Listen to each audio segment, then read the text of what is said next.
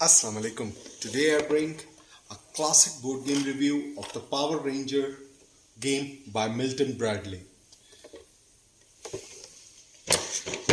Today I'm going to tell you that why you should or should not play this classic old board game. Maybe you will find it at a thrift store. This game was originally released in 1994. It's a competitive game which doesn't really suit the theme of Power Rangers, but that's what the era was at that time, that it used to be competitive games even though the theme is supposed to be a co-op game. In this one, all the players are going to control one of the Power Rangers.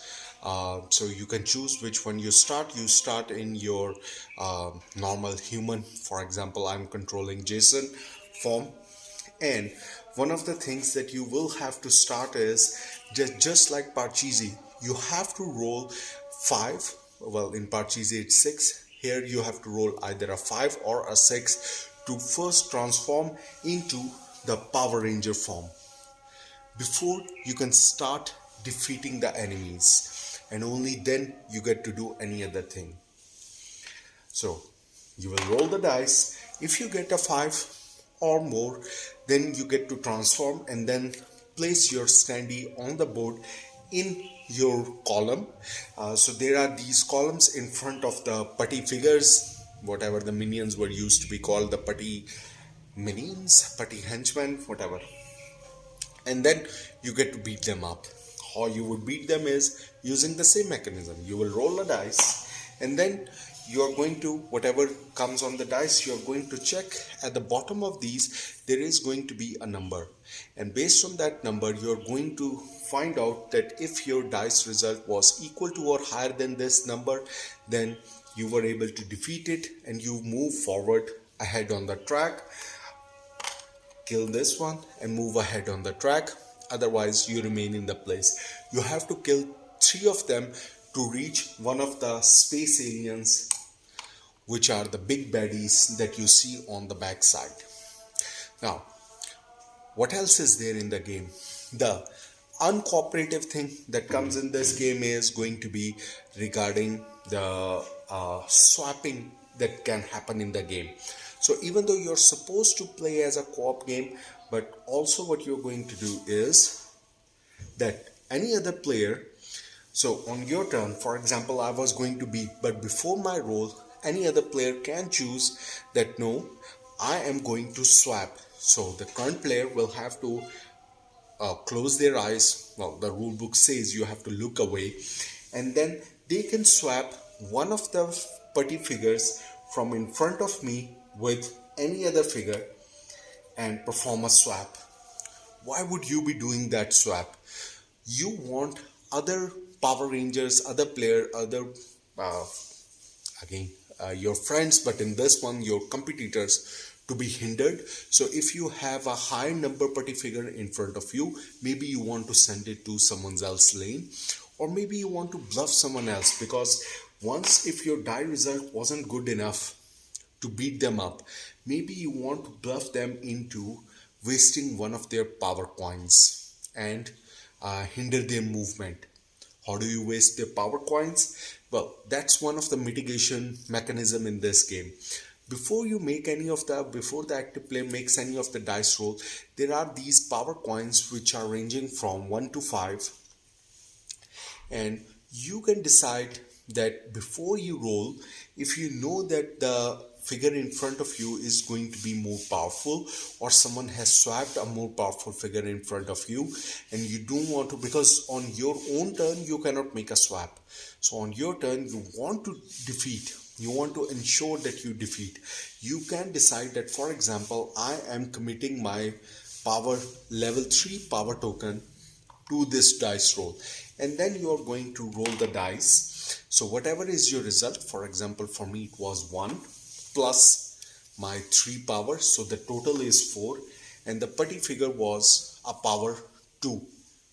I was able to defeat, so I will move forward, but my power chip is now gone, and I may have to take a rest turn to bring it back.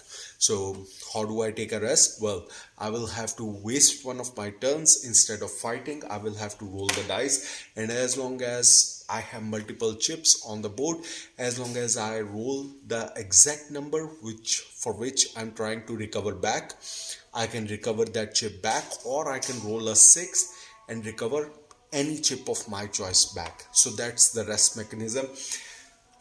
What you're in the end trying to do is defeat all three putty figures in front of you and reach up to in front of the main space alien. As soon as you reach in front of the main space alien, you will be replacing your figure with one of the dinosaurs, whatever they used to be called. That represents your figure that you have now increased in power, and you will be going up to the dinosaurs. And your dinosaur is going to now fight the space alien in front of you.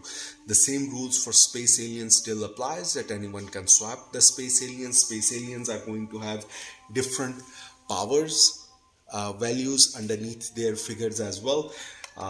But it's easier to track their powers once you know. At the start of the game, the bases will be swapped, so you never know which enemy, which space alien is going to start with how much power. But now you will be trying to defeat them with 2 dice. You will be rolling them, trying to match their power, committing more power chips. You can commit 1 or multiple power chips to defeat the space alien. Once you have done that and defeated them as well and reached the last spot, then that means, so let's say I was the red one, I will be placing my figure to the Megazord figure, Voltron figure, whatever they call in the Voltron-like figure in the Power Ranger universe, on this sheet. So there are different pins on this one where you can attach these attachments so as to show that you have committed your Dinozord to the Voltron or Dino Megazord figure. And now you will be getting 3 dice to roll to fight against the big giant King Sphinx figure that Rita Repulsive have called. Now you will be rolling those 3 dice. Its health is shown here. So the first blow it needs is 28. You will be start rolling 3 dice, add all them up, committing your power chips, and in one blow you need to bring 28 or higher to bring him lower. So it's going to be difficult. This is where a little bit cooperation is going to come into play, even though you had been playing it competitively. But now cooperation comes into play, that if other people also come into the last space and all the pieces of the Megazord get actually placed back here, then it's going to become more easy, because as soon as all the figures of the Megazord are placed on the pins, that means Megazord has been formed. And now all the players get to roll 4 dice per turn. You not only have to defeat it on power 28, but you have to shoot it first, bring 28, then 27, then 26, then 25, up to level 20. You have to bring it, and the first player to roll a power 20 is going to be the winner. So there is a clip around this edge which slowly moves down and shows the power until it reaches the last value. And that's how you play Power Rangers Mighty Morphins board game by Milton Bradley from 1994. Now, the problems in this game are apparent. For example, this is supposed to be a co-op theme game, and the themes and the mechanism don't really match, because you are trying to hinder everyone else, but you want everyone else to reach the end, which doesn't make any sense. You are looking away from the board before you make a roll. You have no idea who you are fighting, and you are committing your power chips. So even though if you have wasted 1 turn before you committed, but now you're looking away, you don't know what putty soldier has been swapped. So why commit a chip? Doesn't make any sense. So that's not really fun. Only thing is you can memorize at least for these space aliens because their shapes are different. But for putty figures, all of them are um, nearly the same. So you will never know. So it doesn't really make sense. The rules for taking back the chips, unless you have committed all the chips, are really hard. There is no pressure for you to fight and go early, because the first player who is going to beat has to beat the King Sphinx at 28 level, whereas the last player reaching there has to fight at level 20, which is much easier. So going later to him is actually better. So the whole mechanism doesn't make any sense and is reversed in my opinion.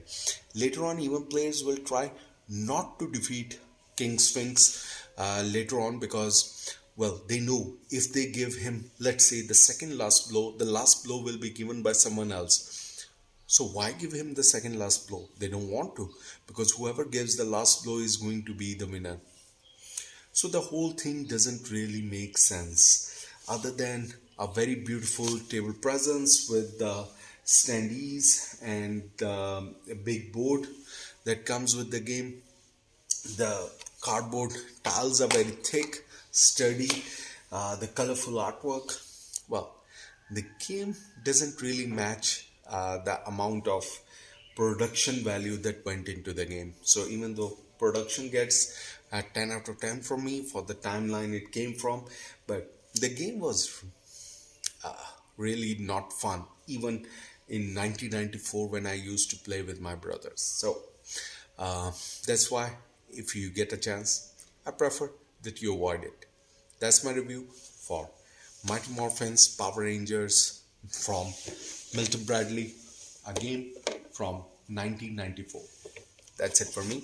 Happy gaming.